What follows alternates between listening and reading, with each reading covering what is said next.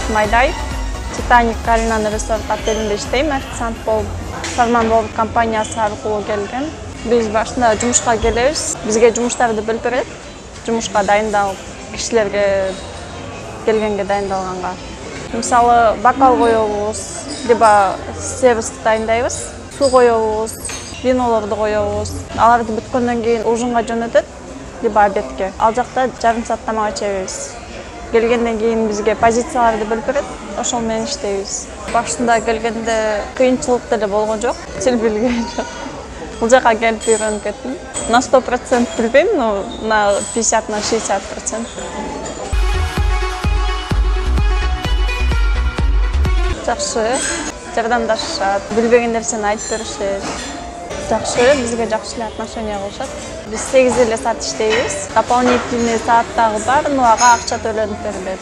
Көбүнчө бул жака орустар, анан казактар келет. Испаниядан келишкендер болгон, Америкадан келишет.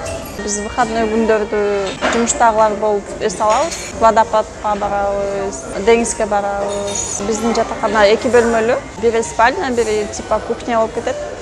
5 киши жашайбыз. Ичинде кондиционер, телевизор, холодильник бар. Условиясы менен. Ичинде бассейн бар, зал бар, тренажерный, кафе бар ичинде, тамак ичсең болот ал жактан. Футбольный поле, волейбольный поле бар.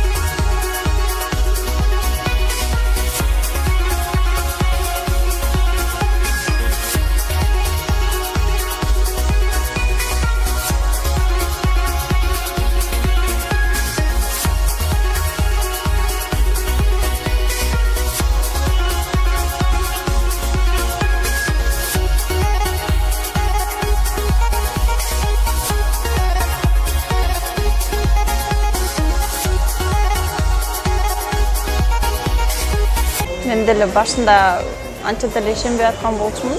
Сарман World компаниясында келдим. Бардыгы жакшы, бүт условиясы менен. Турцияга келем дегендер болсо, Сарман World компаниясы менен келиңиз.